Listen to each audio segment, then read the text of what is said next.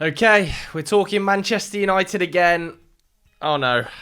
Oh dear. Obviously we got humbled, didn't we? By Liverpool. Humbled 3-0 at Old Trafford yet again. A poor performance. Today we're going to be talking a little bit about what went wrong. And we're going to be talking about this graphic, which was doing the rounds on social media. All of Ten Hag signings. And today we're going to be ranking them. But first, the performance.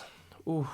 Dear, oh dear, oh dear. Where do you really start? Well, I think firstly, let's talk about the shape. Because out of possession, it was another attempt at the 4-2-4, wasn't it? I don't think the 4-2-4 was nearly as effective without Mason Mount in the side and with Joshua Zirkzee filling in his place. And with that inconsistent press, it left plenty of holes through the midfield. That's been spoken about a lot when it comes to Casemiro, a player we will be talking about in depth later on. In possession, I also think there were massive problems with the fullbacks positioning with Casemiro, again, who we're going to talk about, dropping too deep.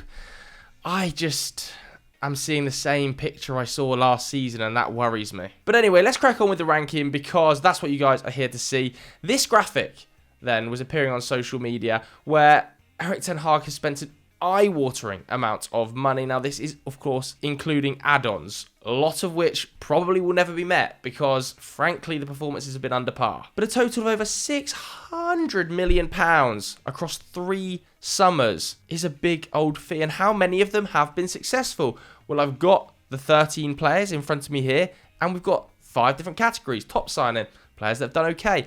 Too early to tell. You know, that might well be a lot of this summer's signings. Players that have had problems or ongoing issues.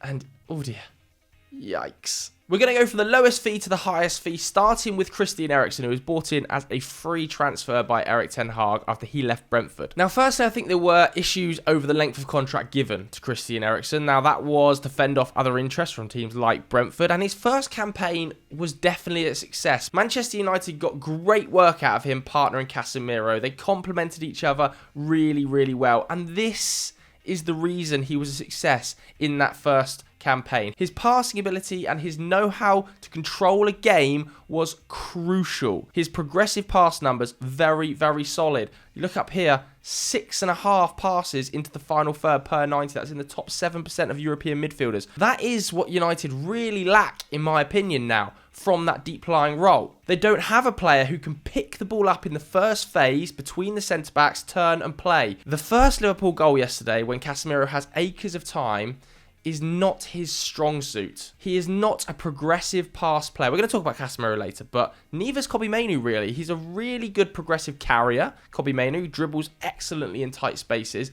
but he's not a player to pick the ball up in the first phase. And it's an issue Christian Eriksen solved in the first season. But in his second season, I think the physicality of the league caught up with him quite badly. He got exposed in the double pivot at times, playing alongside Casemiro, and without having a settled back four behind him, was asked to do too much defensively. So you're really weighing a season where he won the Carabao Cup, he was instrumental in a team that finished third, and was a dictator in a midfield that actually functioned, against last season where he couldn't really get in the side, he didn't have the ability off the ball to cover large spaces, he's got an extra year left on his contract.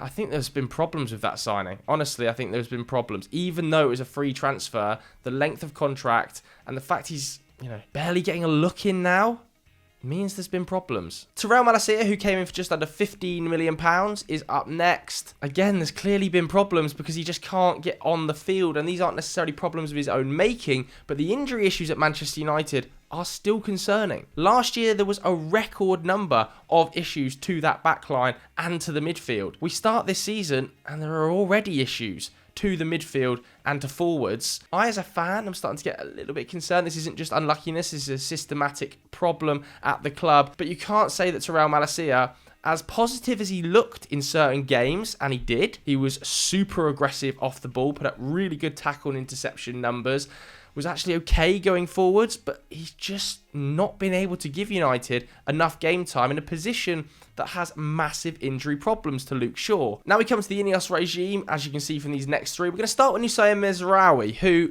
I actually think has started the season brilliantly. And this is almost one of the most concerning things, because I think quite a few of the United players have actually started the season okay. I think Mazraoui's playing okay, Dallow's playing okay. I actually thought De Ligt was pretty good against Liverpool, but overall we still look so shaky at the back. And for me, that is a structural issue. There are so many problems with the build-up pattern and the out-of-possession style that even when individuals are playing well, the unit doesn't quite function. He's done okay, hasn't he? But it's too early. He's light in here. But do you know what? I've been the most impressed of any of the summer signings with Mazraoui. Next up, let's go to Joshua Zirkzee, who had 2 magnificent chances against Liverpool that he really should have buried. Both of which were fashioned by Marcus Rashford, by the way. But it's been too early to tell, hasn't it? I don't think you can ask him to do what Mason Mount does. And that is kind of what was asked of him yesterday against Liverpool. This out-of-possession pressing monster that sets the tempo to your out-of-possession game. That's not Zirkzee, that is Mount. And it feels like yesterday he was asked to basically carbon copy Mount's pressing patterns. But on the ball, he's definitely got something. I'm really interested to see how he develops. Zirkzee needs time. As does Matthijs de Ligt. Clearly too early to tell, but I thought he was pretty good against Liverpool, barring that one really rash tackle on the touchline against Luis Diaz. In the first half, he was doing a great job screening and having to basically play 1v1. That's how Manchester United play. It's just wave and wave attack, pumping through the midfield, coming up against the defence. They've got to deal with runners. They've got to deal with players attacking them with the ball. They've got to deal with patterns of play that clearly expose the defence. Martinez and De Ligt were trying their best yesterday, but they were a dam that was basically holding the Atlantic Ocean at bay. Next up, we've got Onana. This is one of the most difficult ones, really, isn't it? Because last season's Champions League campaign was absolutely catastrophic, and I think he was very slow across the first half of the season to get up to the speed of Manchester United, which is fine. That can happen with goalkeepers. The difficulty is that across the second half of the season, his actual output, his post-shot expected goals numbers and his save percentage really improved. He was, I think, 5th or 6th. Here you go, 6th by post-shot expected goals prevented last season. Very impressive. I still think there are positional issues to his game. The Salah goal yesterday, I don't think he's in the right starting position. There's certainly a good goalkeeper in there, but there are fundamental mistakes that have been made in the Champions League that were made last season. It can quite easily scupper any game plan you have. Man United make too many individual mistakes, and that is partly down to how we play football because there's a reliance on individual brilliance, but there are also mistakes that are just basic. He has to go in that category. I think he has the chance to jump up here to done okay if he can continue his second half of the season last year, this season, but the Champions League and some of the positional play concerns me a bit. Manu Ugarte, obviously too early to say. What I will say about Ugarte is that there's huge pressure on him already. It feels like massive pressure on a player who's never played in the Premier League, who's still just 23 years old. Everybody's talking about him like he's going to come in and fix these midfield issues.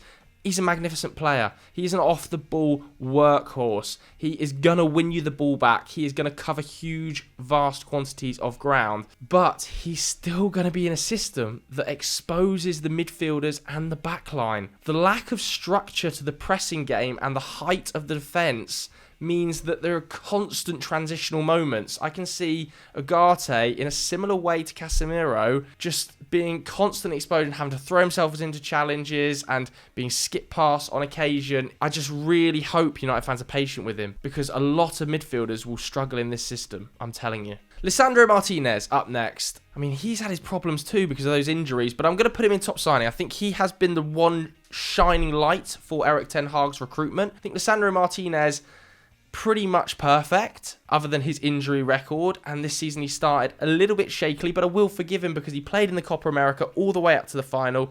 He had a week's break and came back and played in the Community Shield. Might take him a little bit of time to grow into this season, and I hope we don't overplay him because his injury record last season was so spotty, but when he's been fit, he's been probably our best player alongside Bruno Fernandes and Diogo Dalot. Lenny Yoro, far too early, still only 18 years old, obviously injured in his debut, horrendous, but I have high hopes for Lenny Yoro. It's going to be really interesting to see how he balances minutes in the back line between him, De Ligt and Lisandro Martinez. Fingers crossed we don't overplay players and start picking up injuries, but give him time to bed in. He is one of the most elite central defensive talents in European football. We've just got to hope United don't do what United do and sort of eat a talent alive there. And that could happen, but I'm very positive about Yoro. Okay, then next up we got Mason Mount, who was signed for 60 million from Chelsea, and unfortunately for him, like a lot of players last season, spent nearly the entire campaign out injured. And that trend has been slightly worrying for Mason Mount. If you look at his numbers, they have slowly declined over the last few seasons. That final campaign at Chelsea where he put up 20 starts, he had injuries then as well. Last season, significant injuries. This season, I actually thought he started the season really well. Maybe it was just me. His out of possession play made a big difference to us. But then he picks up a hamstring injury. He's out for 6 weeks. I feel so sorry for him. But again, it was a big fee at £60 million. He was into the final year of his Chelsea contract as well. So United effectively could have waited and got him for free. Although that argument doesn't really stack up because we know that Liverpool wanted him. We know that Arsenal wanted him. It has to be in problems that he's had, mainly injury issues. I still think when he's fit, United look far better with him in the team than with him out of the team. It's just how United fit him into the team and create a functional unit that can score goals. One of Erik Ten Hag's biggest issues has been goal scoring. Across the last 2 campaigns, they're yet to hit 60 Premier League goals. That is a massive issue. How do you get Mason Mount, who's probably our best off-the-ball midfield attacker, onto the field and score goals with him in the side? You know, that's a balancing act that's hard to find, and it's been difficult to find it because he's been so injured, but United must do that. Next up, we got Casemiro, who cost a total of £70 million, including add-ons. Okay, where do we start with his performance at the weekend?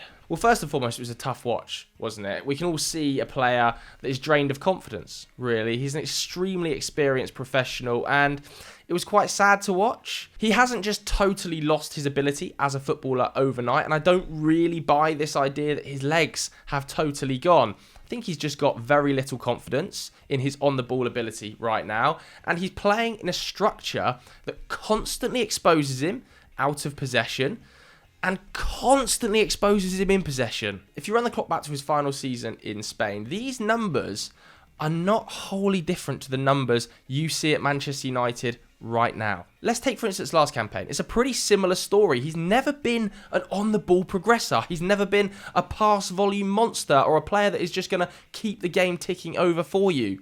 He's always been an off-the-ball workhorse, a player that in tight spaces will win battles and win duels. But when you put him in a team that wants to play on the transition, meaning that he has to cover large swathes of ground, at 32, those off-the-ball abilities that he showed in tight spaces at Madrid get exposed in wide spaces in England. But it's not even necessarily his off-the-ball ability that really stands out to me as a problem here. I think it's the on-the-ball stuff that is an issue. He's being asked to do things he was never being asked to do at Real Madrid when he had players like Modric and Kroos sat alongside him. When he's picking the ball up in first phase, even when the ball's played into him from the midfield, the 2 fullbacks have gone, there must be an instruction from United that we want to be more direct. We want to play forward really quickly, because he very often tries to go long. The centre-backs go long quite often. Bruno goes long quite often. I'm convinced there must be some sort of tactical instruction that says if we get the ball in the first phase, we look extremely quickly for the wide players, push the ball out wide and try and get it direct and fast. And that just doesn't work with Casemiro as the lone 6. So this is now a player who is playing in a system that doesn't suit him, in a role on the ball that doesn't quite work, with extremely low confidence. You combine all that together and you get a performance like you did against Liverpool. And look, you can offset some of that negativity with that first season, can't you? Big goals, cup final winning goals against Newcastle, big moments, I think, to the Chelsea goal. Overall, very solid performances alongside Christian Eriksen, who, by the way, was being asked to play that direct, deep-lying playmaker role alongside him. Suited him a lot better. Now, it's a massive problem. It is a massive problem. And I worry that Ugarte is going to be asked to do the same role as Casemiro with these long, direct balls playing in the first phase, and that doesn't suit his game either. Yes, Casemiro is struggling right now, but I think it's symptomatic of a wider issue at United. Okay, let's go to Rasmus Hojlund, £72 million, a big old fee coming in at just 20 years old. And I actually think he did okay in his first season. 10 Premier League goals, 5 goals in 6 Champions League games as well. And what you've got to remember is those 10 Premier League goals came entirely in the second half of the season, really. He didn't score his first Premier League goal until Boxing Day. So yes, it took him time to bed into the side, didn't it? He arrived with a back problem and certainly there were issues in front of goal. But once he found his feet, 10 Premier League goals across the second half of the season, 5 in the Champions League group stage that absolutely should have taken us through, and some really good goals in the Champions League group stage as well, particularly the individual effort against Galatasaray. So I expect big things from him this season. Absolutely, I think he's done okay. And I think he should be Man United's starting number 9. I'm expecting him to blow past the number he did last campaign. I would be looking at 15 Premier League goals for Rasmus Hojlund as being a really good campaign. Finally, we've got Antony, who cost £82 million. A player that, now you look at the wide options United have got, I don't see where his minutes come.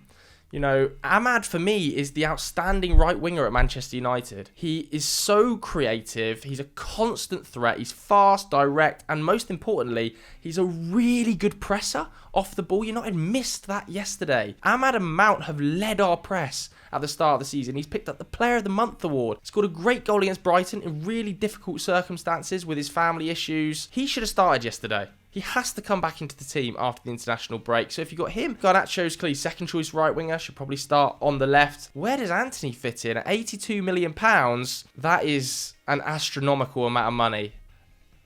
I mean, yikes. So there we go. That was my ranking of every senior signing so far under Erik Ten Hag. Let me know what you think about it in the comments below. Which of these players would you disagree with and change? If you enjoyed this video, hit the like button. We'll see you later.